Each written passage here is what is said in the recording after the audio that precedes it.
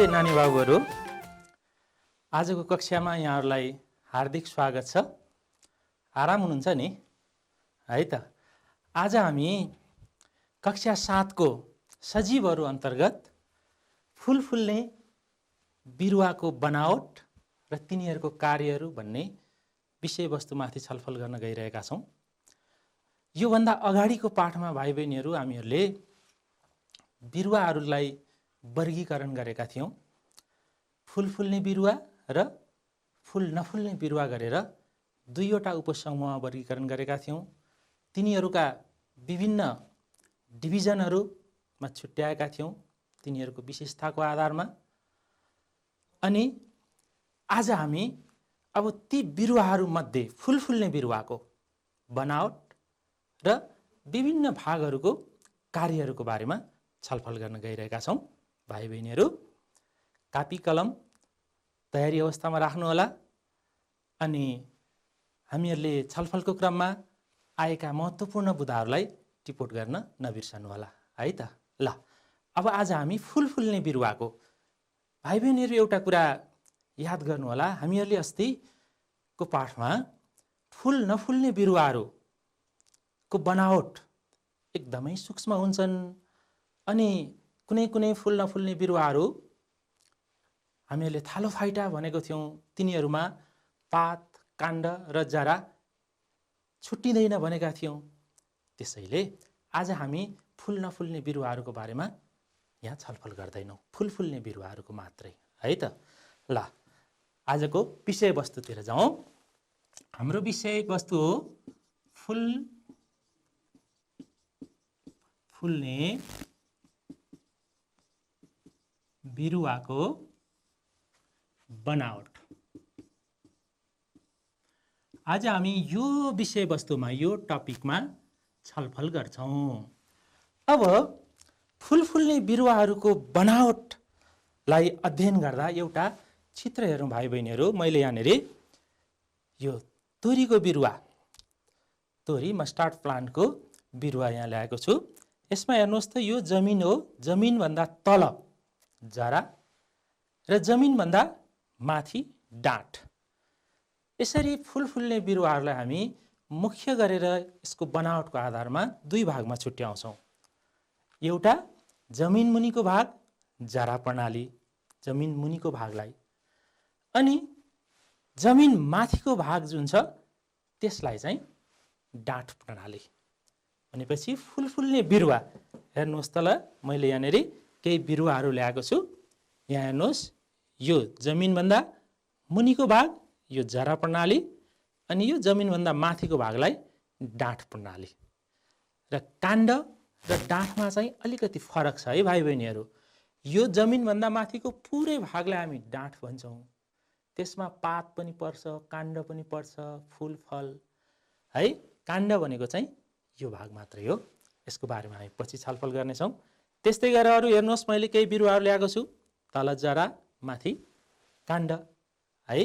ल त्यसो भए हामीहरूले फूल फुल्ने बिरुवाको बनावटलाई अध्ययन गर्दाखेरि दुईवटा भागमा, एउटा जरा प्रणाली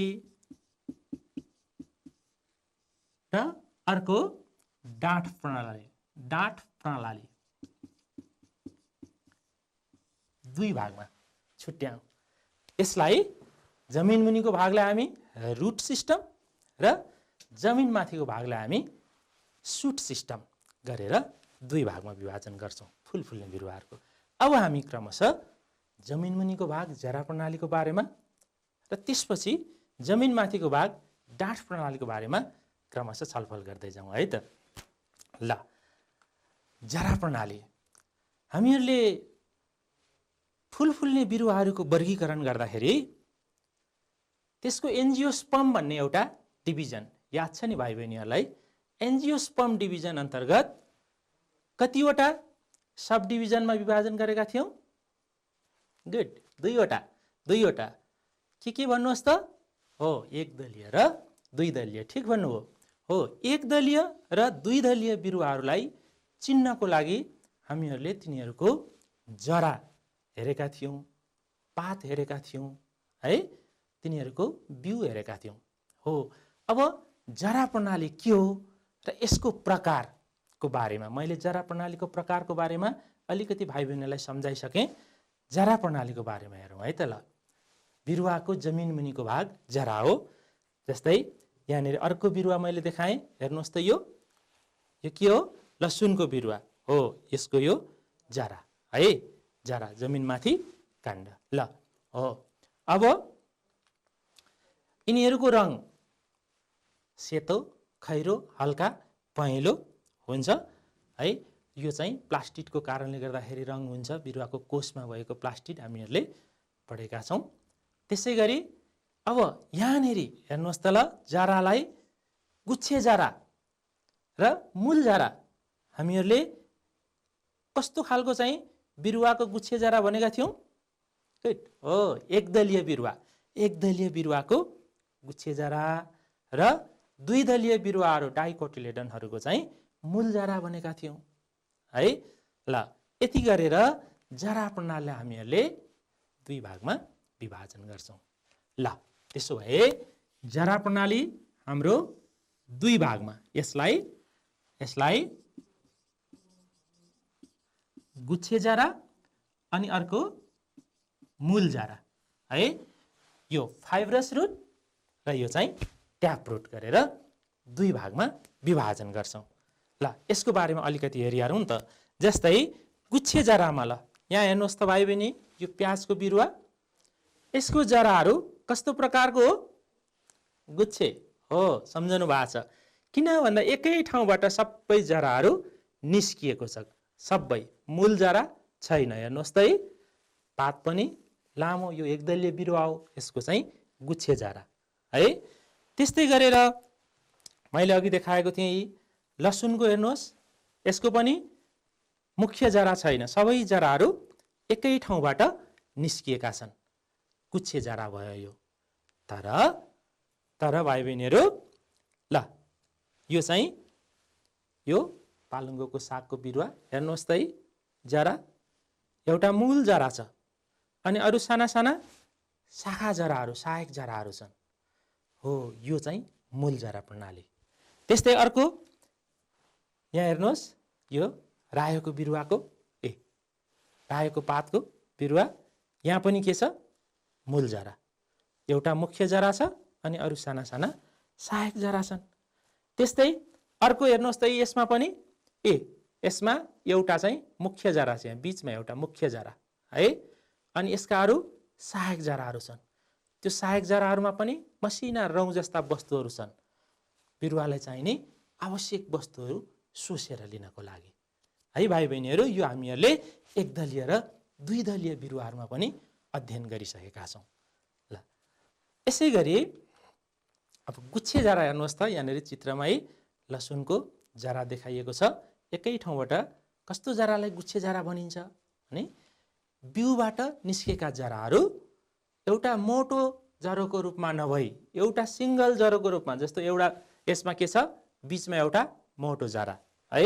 त्यस्तै यो रायोकोमा बिचमा एउटा मोटो जरा अनि अरू सहायक, यस्तो होइन के को जस्तो? यो लसुनको जस्तो। धानमा पनि यस्तै हुन्छ भाइ बहिनीहरू। अस्ति हामीहरूले पढेका छौँ नि, एकदलीय बिरुवाहरू के हुन्? हो, मकै, ठिक भन्नुभयो, गहुँ, कोदो हो, यिनीहरूको जरा, केराको जरा, बाँसको जरा, यिनीहरूमा गुच्छे जरा प्रणाली हुन्छ है, गुच्छाको रूपमा एकै ठाउँबाट निस्कने। त्यस्तै गरेर गुच्छे जराहरू काण्डको तल्लो भागबाट गुजुमुच्चो भएर निस्कन्छन्, एकै ठाउँबाट काण्डको तल्लो भाग यहाँसम्म, यसको काण्डको तल्लो भागबाट एकै ठाउँबाट गुजुमुच्चो भएर निस्केका हुन्छन्, मूल जरा जस्तो हुँदैन। र यी जराहरू अन्य ससाना जरामा विभाजन हुँदैनन्।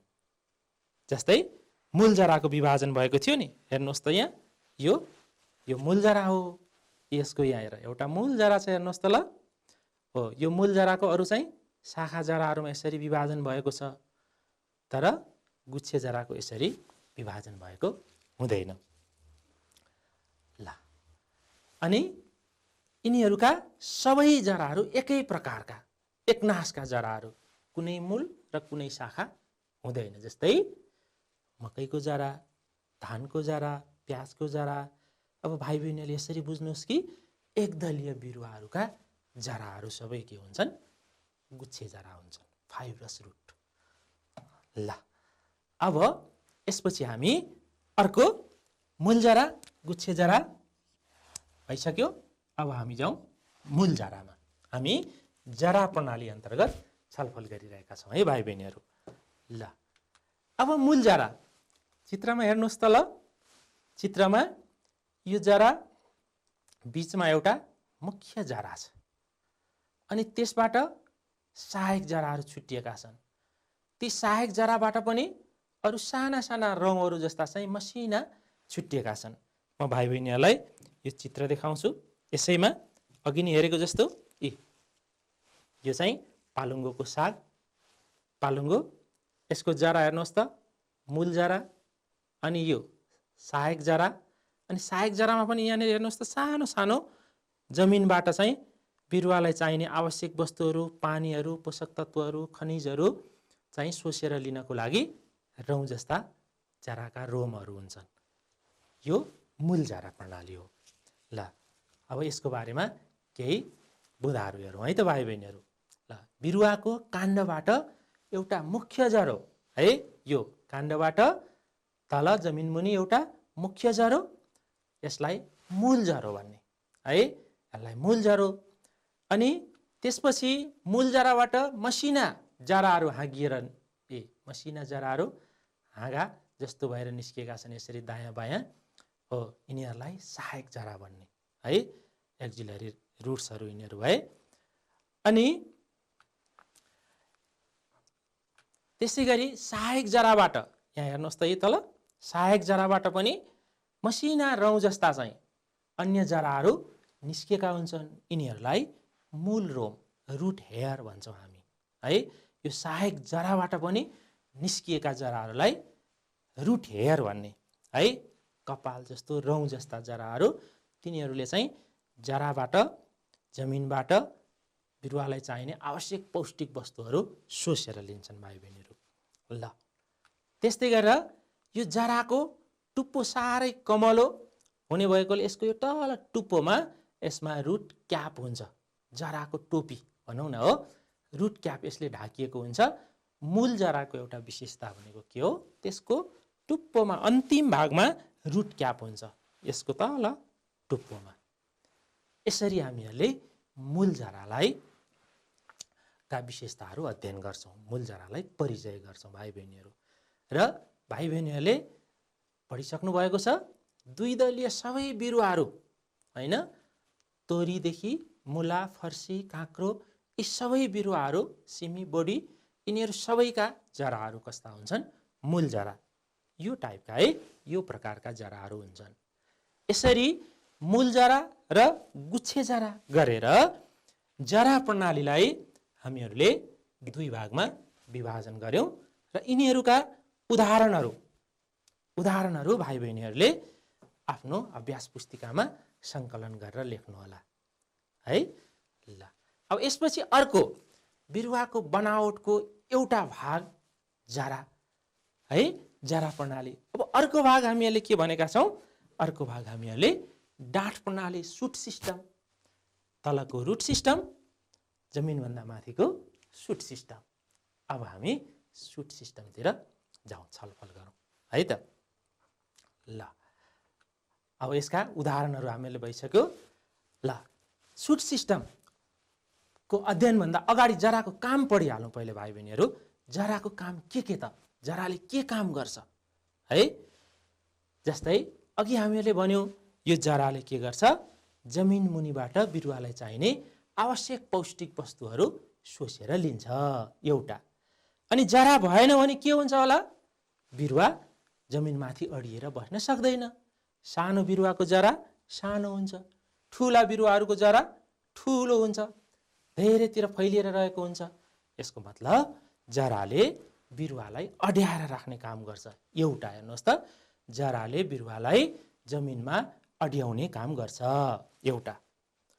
यसपछि जराले जमिनबाट बिरुवालाई आवश्यक पर्ने पानी र खनिज वस्तु सोसेर लिन्छ।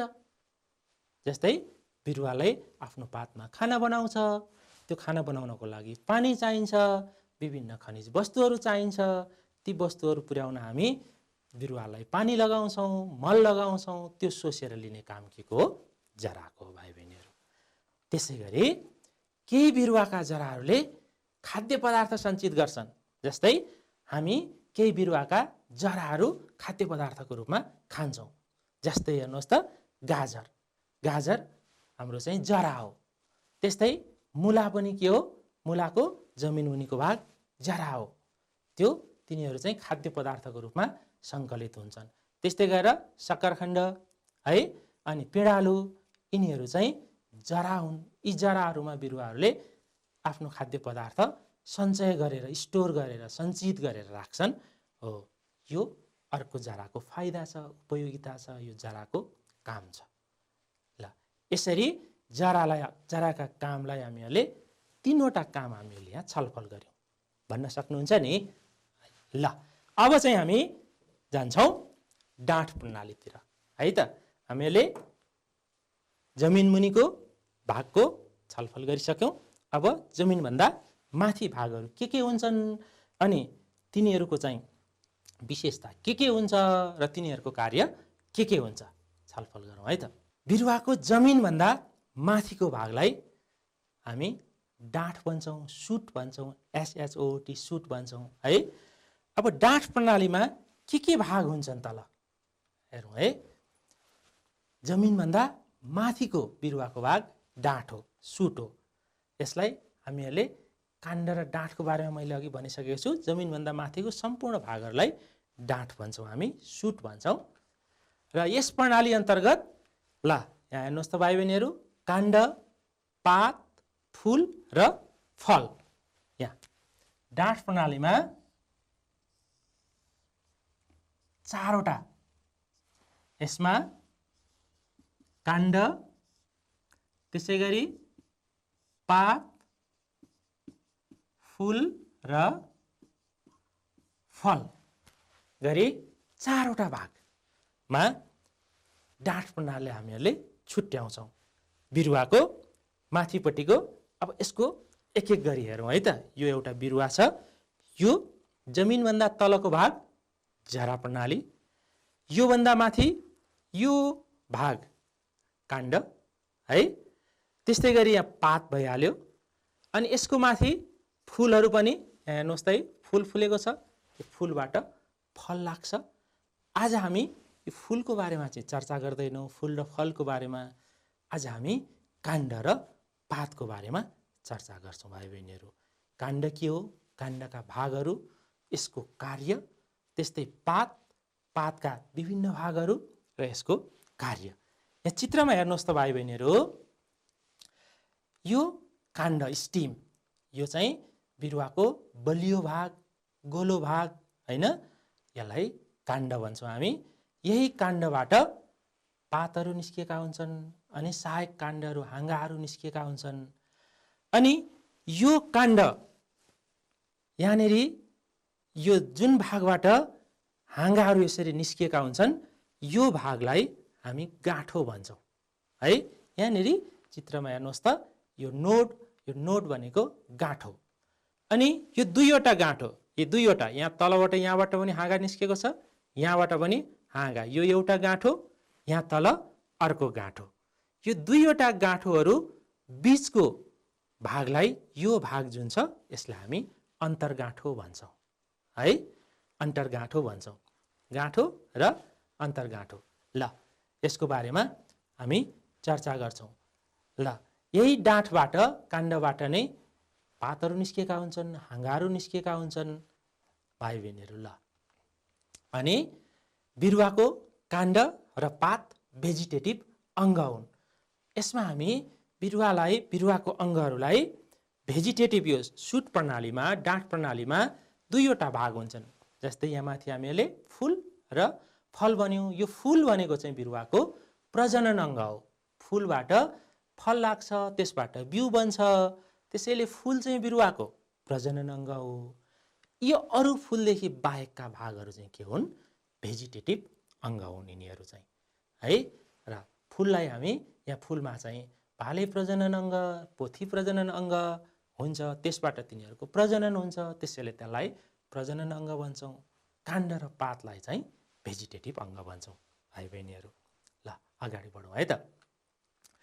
यस्तै गरी फुलहरू चाहिँ बिरुवाको प्रजनन अङ्ग हामीहरूले छलफल गरिसक्यौँ। अब एक एक गरेर हामी काण्डको बारेमा छलफल गरौँ, त्यसपछि पात अनि यिनीहरूको कार्यहरूको बारेमा छलफल गर्छौँ भाइ बहिनीहरू। यहाँ हेर्नुहोस् ल, चित्रमा हेर्नुहोस् त, यो जुन ठाउँबाट पात हाँगाहरू निस्किएको भाग हुन्छ यसलाई हामी गाँठो भन्छौँ, नोड भन्छौँ है।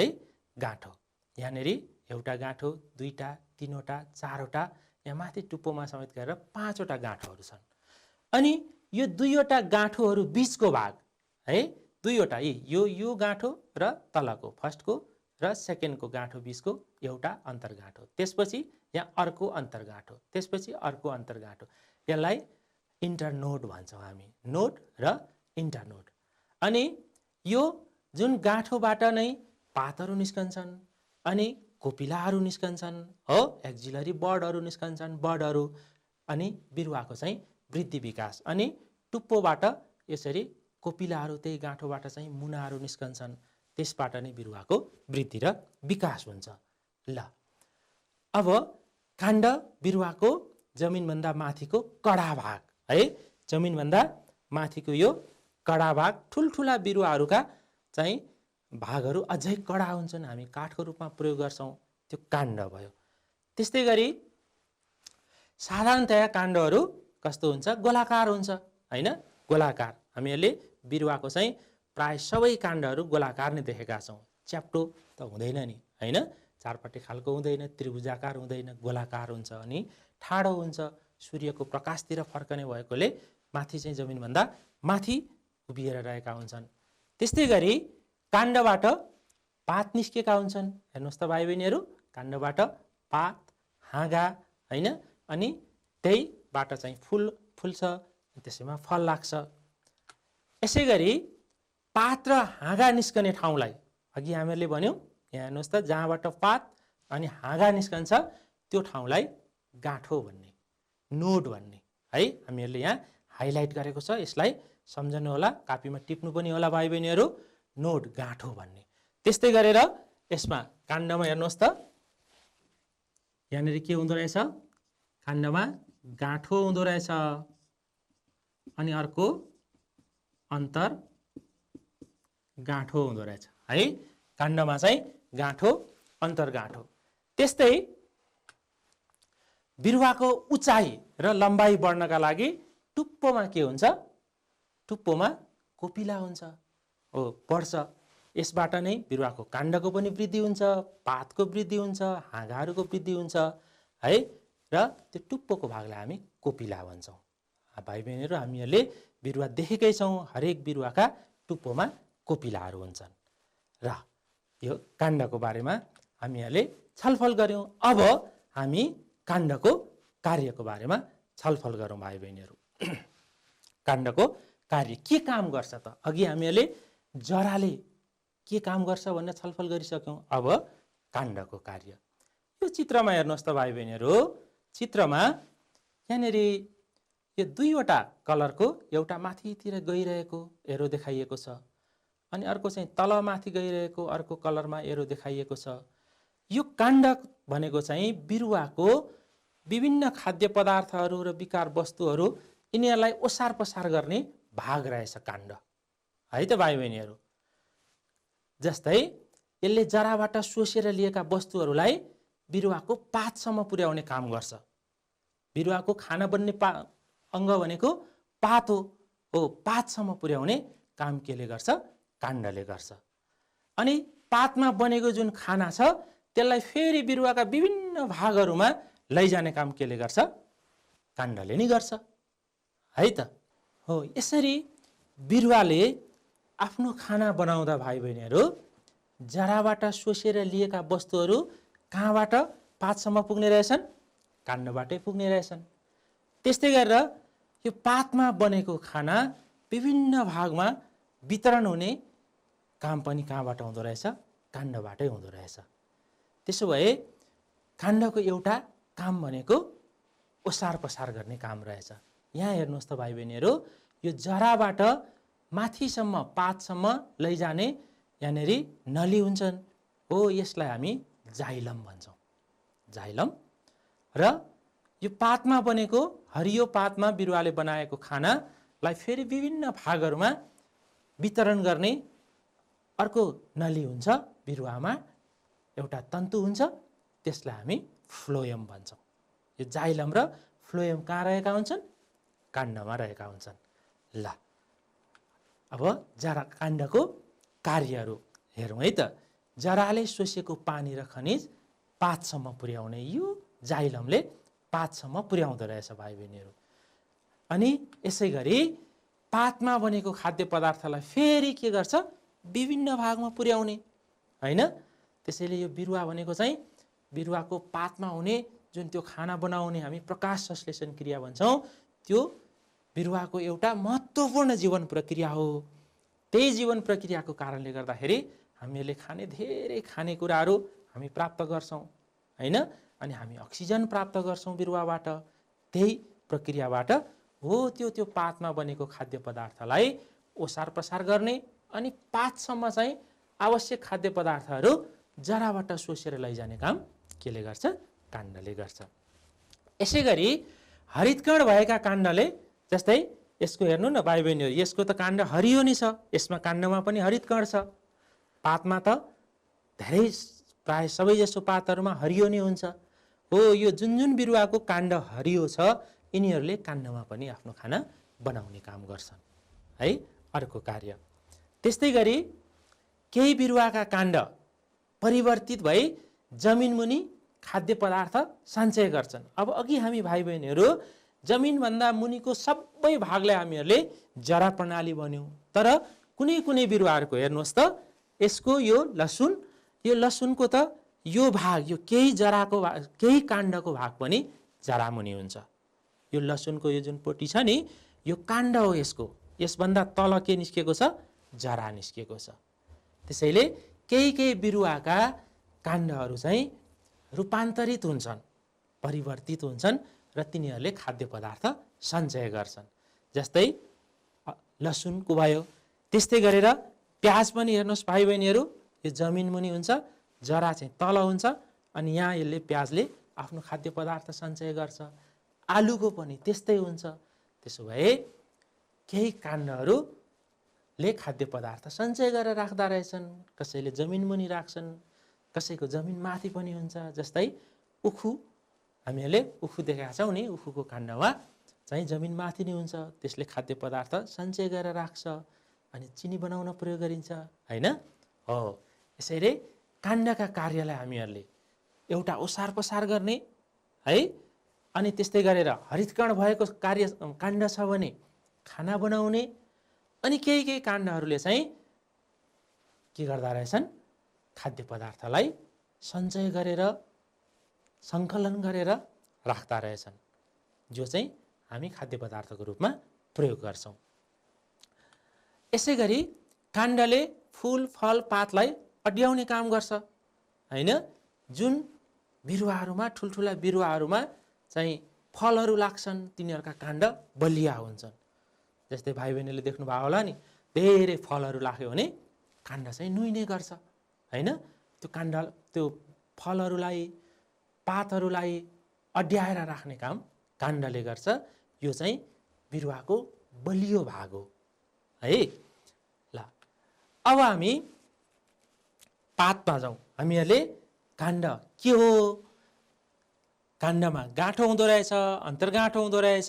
काण्डबाट चाहिँ पातहरू अनि हाँगाहरू, कोपिलाहरू निस्कँदा रहेछन्, अनि यसले चाहिँ विभिन्न कार्यहरू गर्दो रहेछ। छलफल गरिसक्यौँ।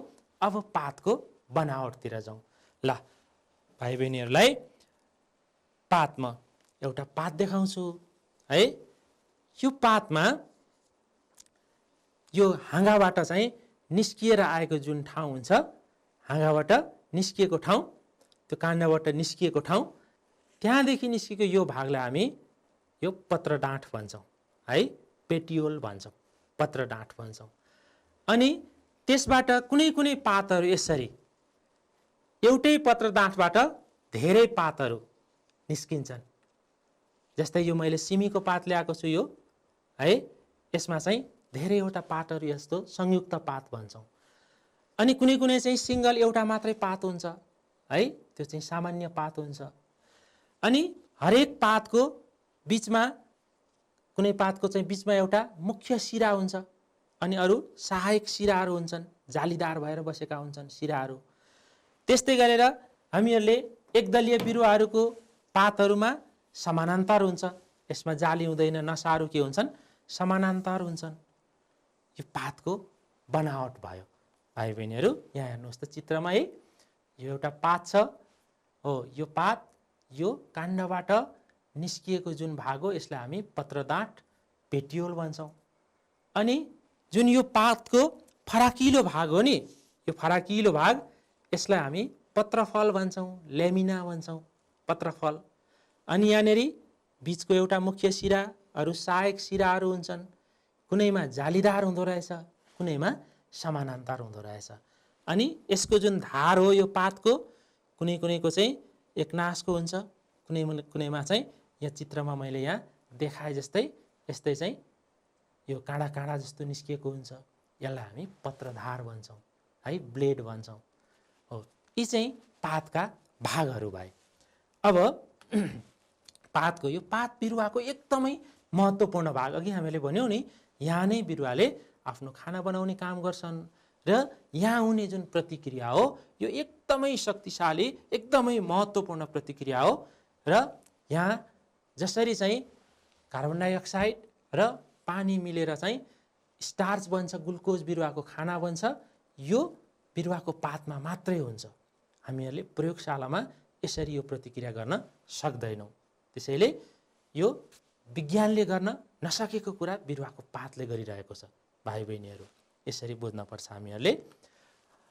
पातका भागहरू हेर्नुहोस् त, पातका भागहरू, पातको आधार, पातको आधार जहाँबाट पात निस्कन्छ त्यसलाई हामी पातको आधार भन्छौँ। जस्तै यो एउटा पात हेर्नु, यहाँबाट यो पात निस्क्यो, पातको आधार। त्यसपछि यो जुन पातको आधारबाट पातसम्मको यो जुन भाग छ यसलाई के भन्ने, पत्रडाँठ भन्ने। अनि यो पातको यो फराकिलो भाग जुन छ यसलाई चाहिँ पत्रफलक भन्ने। काण्ड, जुन काण्डको जुन भागबाट निस्कन्छ पात त्यसलाई आधार। त्यसपछि यो काण्ड र पात बीचको यो जुन भाग छ यसलाई पत्रडाँठ पेटियोल। अनि यो फराकिलो जुन भाग छ यसलाई पत्रफलक, लेमिना गरेर मुख्य 3 भागमा है टिप्नु होला।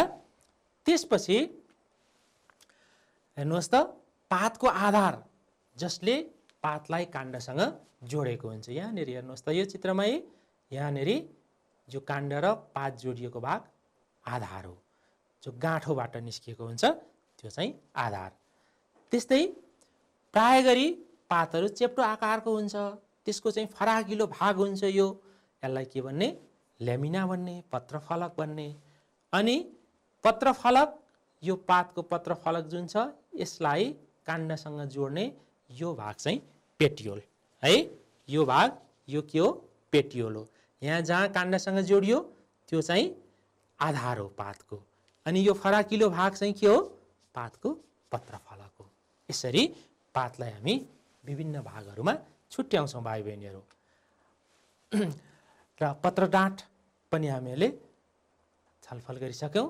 यसै गरी यहाँ अघि मैले देखाए जस्तै हेर्नुहोस् त, यो संयुक्त पात, यो बेलको पात हो। यो बेलको एकै ठाउँबाट 3वटा चाहिँ पातहरू एउटै पत्रडाँठबाट निस्किएका छन्, यस्तो पातलाई संयुक्त पात भन्छौँ। 2 किसिमको हुँदो रहेछ होइन। जस्तै पत्रडाँठबाट एउटा मात्रै पात निस्किएको छ त्यसलाई साधारण पात भन्ने, एउटा मात्रै। जस्तै यो झार, यसको एउटा मात्रै पात छ पत्रडाँठबाट, यहाँबाट एउटा मात्रै पात, यो साधारण पात है। जस्तै तोरीको पात होइन, एउटा पात निस्किएको छ। पिपलको पात एउटा मात्रै पात निस्किएको है। तर त्यो पत्रडाँठबाट एकभन्दा बढी पातहरू, यो सिमीको पात मैले देखाएँ नि हो, यो चाहिँ यो एउटा पत्रडाँठ हो है, एउटा आधारबाट एउटा पत्र डाँठबाट यहाँ 3वटा है पातहरू, यो चाहिँ संयुक्त पात है। र भाइ बहिनीहरूले आफ्नो वरपर भएका बोट बिरुवाहरूमा कुन कुनमा चाहिँ साधारण पात रहेछ अनि कुन कुनमा चाहिँ संयुक्त पात रहेछ हेर्नुहोला, अध्ययन गर्नुहोला अनि तालिका बनाएर तिनीहरूको चाहिँ नाम लेख्नुहोला है त। ल अनि पत्र फलकको बीच भागमा रहेको मोटो सिरालाई मुख्य सिरा, एउटा बीचमा पत्र फलक यो लेमिना, यसको बीच भागमा मुख्य सिरा हुन्छ 2 दलीय बिरुवाहरूको चाहिँ है। 1 दलीय बिरुवाको पनि बीचमा यहाँ हेर्नुहोस् त, यसको पनि बीचमा एउटा के छ मुख्य सिरा छ यो, अनि अरू चाहिँ समानान्तर सिरा छन् यसमा। यो 2 दलीयमा चाहिँ अरू कस्तो सिरा छ, जालीदार सिरा छ, मुख्य सिरा छ, दायाँ बायाँ छरिएर रहेका छन् सिराहरू, भेनहरू चाहिँ। ल सिराबाट अन्य साना सिराहरू पातभरि जालो जसरी फैलिएका हुन्छन् 2 दलीय बिरुवामा, त्यस्तोलाई जालीदार सिराक्रम, यो हामीहरूले अस्ति 1 दलीय र 2 दलीय बिरुवामा अध्ययन गरिसकेका छौँ। त्यस्तै कुनै पातमा सिराहरू मुख्य सिरासँग के हुन्छन् समानान्तर, कुनै पात भन्नाले कस्तो पात, गुड 1 दलीय बिरुवाका पातहरू है। 1 दलीय बिरुवाका पातहरूमा समानान्तर सिराक्रम हुन्छ। यसरी हामीहरूले पातको बनावटलाई विभिन्न भागहरूमा विभाजन गर्छौँ। अब हामी पातको कार्य है त, के काम गर्छ त, हामीहरूले अघि भनिसक्यौँ के गर्दो रहेछ, पातले खाना बनाउने काम गर्दो रहेछ, प्रकाश संश्लेषण क्रिया गर्दो रहेछ है। एउटा बिरुवाको खाना बनाउने काम कहाँ, पातमा नै हुँदो रहेछ। यहाँ हेर्नुहोस् त चित्रमा, बिरुवाले चाहिँ कार्बन डाइअक्साइड लिने काम अनि अक्सिजन फ्याँक्ने काम प्रकाश संश्लेषणको बेलामा है। त्यस्तै श्वास प्रश्वास पनि बिरुवाको पातबाटै हुन्छ। प्रकाश संश्लेषण क्रिया र श्वास प्रश्वास क्रिया फरक हो है भाइ बहिनीहरू। श्वास प्रश्वासमा चाहिँ बिरुवाहरूले हामीले जस्तै अक्सिजन नै लिन्छन् अनि कार्बन डाइअक्साइड नै फ्याँक्छन्। त्यो भनेको यहाँ हेर्नुहोस् त, यो यहाँनिर यो स्टोमाटा यो चाहिँ बन्द भएको, अनि यहाँ चाहिँ खुलेको स्टोमाटा, यो बिरुवाको पातको सतहमा भएको इपिडर्मिस भन्छौँ, त्यो सतहमा यी साना साना चाहिँ स्टोमाटा मसिना छिद्रहरू हुँदा रहेछन्। त्यो छिद्रबाट बिरुवाले श्वास प्रश्वास गर्दो रहेछ। श्वास प्रश्वासमा के गर्ने भाइ बहिनीहरू, गुड अक्सिजन लिने, कार्बन डाइअक्साइड फ्याँक्ने। तर प्रकाश संश्लेषण क्रियामा के गर्ने, त्यसको अपोजिट, कार्बन डाइअक्साइड लिने अनि अक्सिजन चाहिँ फ्याँक्ने। यो प्रकाश संश्लेषण क्रिया प्रकाशको उपस्थितिमा मात्रै हुन्छ, दिनमा मात्रै हुन्छ। तर श्वास प्रश्वास क्रिया चाहिँ भाइ बहिनीहरू सधैँभरि 24 घण्टा चलिरहन्छ। ल अब पातको काम हेर्नुहोस् त, बिरुवाले खाना बनाउँछ, यो प्रक्रियालाई हामी के भन्छौँ, प्रकाश संश्लेषण क्रिया भन्छौँ। त्यस्तै पातमा हुने मसिना छिद्र, त्यहाँबाट श्वास प्रश्वास हुँदो रहेछ, त्यो छिद्रलाई स्टोमाटा सम्झनुहोस् है, स्टोमाटा भन्छौँ। अनि त्यहीबाट, त्यही स्टोमाटाबाट यहाँनिर हेर्नुहोस् त, यो स्टोमाटाबाट बिरुवालाई बढी भएको पानी, जमिनबाट सोसेर लिँदा बढी भएको पानी उसले चाहिँ बाहिर फ्याँक्छ, निष्कासन गर्छ। त्यसलाई हामी उत्स्वेदन क्रिया भन्छौँ, ट्रान्सपिरेसन। यो पनि एउटा बिरुवाको जीवन प्रक्रिया हो। यो पनि कहाँबाट हुन्छ, पातबाटै हुन्छ। 3वटा कुरा, मुख्य 3वटा कुरा सम्झनु होला, मुख्य वर्डहरू शब्दहरू सम्झनु होला। खाना बनाउने, प्रकाश संश्लेषण क्रिया, त्यसपछि श्वास प्रश्वास, अनि अर्को उत्स्वेदन, बढी भएको पानी बाफको रूपमा बाहिर पठाउने। यी 3वटा कामहरू पातले गर्दो रहेछ भाइ बहिनीहरू। हामीहरूले आज फुल फुल्ने बिरुवाहरूको बनावटमा जरा प्रणाली र डाँठ प्रणालीको बारेमा छलफल गर्यौँ भाइ बहिनीहरू। जरा प्रणालीलाई गुच्छे जरा र मूल जरा गरेर 2 भागमा विभाजन गर्यौँ। तिनीहरूको विशेषता र कार्यहरू पनि छलफल गर्यौँ। त्यस्तै डाँठ प्रणालीमा आज हामीहरूले काण्डको र पातको बारेमा छलफल गर्यौँ र यिनीहरूको कार्य के हो, के काम गर्छन्, यसको बारेमा पनि छलफल गर्यौँ। आज छलफलमा हामीले गरेका विषयवस्तुहरूको बारेमा कपीमा टिप्नु होला। अनि हाम्रो अभ्यास पुस्तिकामा, हाम्रो पाठ्य पुस्तकमा भएको अभ्यासहरू गर्नुहोला। हस्त भाइ बहिनीहरू, आजलाई यति नै। अर्को पाठमा पुनः भेट्नेछौँ। नमस्कार।